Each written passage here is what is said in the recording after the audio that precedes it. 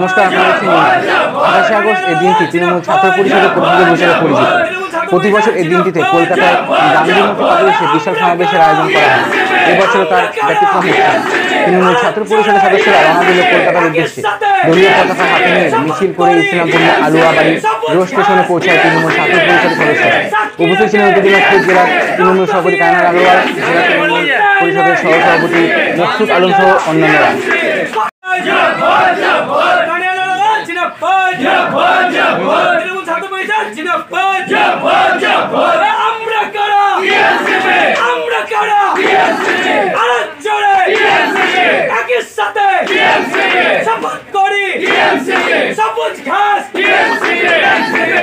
এখান থেকে ইসলামপুর থেকে আমাদের উত্তর দিনাজপুর জেলার ভাইস প্রেসিডেন্ট মকসুদ আলম সাহেবের নেতৃত্বে 500 ছাত্র আগামীকাল যে আমাদের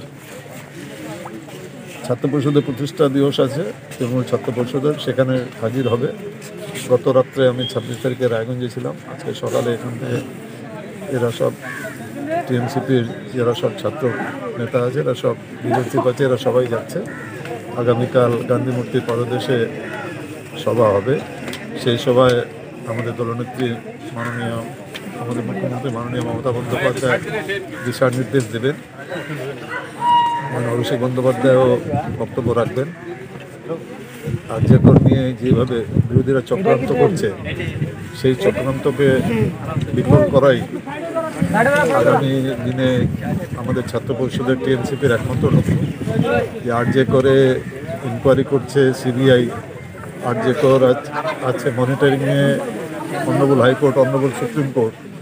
তো যদি পদত্যাগ করতে হয় তাহলে মমতা বন্দ্যোপাধ্যায় কেন করবেন? মমতা বন্দ্যোপাধ্যায়ের সময় তো উনি তো 12 ঘন্টার মধ্যে একজন আততায়ীকে গ্রেপ্তার করেছেন।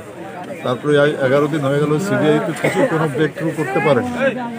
আমরা এর আগেও আমাদের মুখ্যমন্ত্রী, আমাদের দলনেত্রী একটা মৌলালি থেকে হরিনাথ ক্রসিং পর্যন্ত মিছিল করেছিলেন। সেখানে বলেছিলেন যে আততায়ীদের ফাঁসি চাই।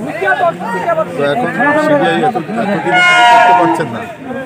আমাদের আগামী দিনে 28 তারিখেও একই স্লোগান থাকবে যে যারা আততায়ী আছে তাদেরকে গ্রেপ্তার করা হোক, তাদেরকে ফাঁসির সাজা দেওয়া হোক।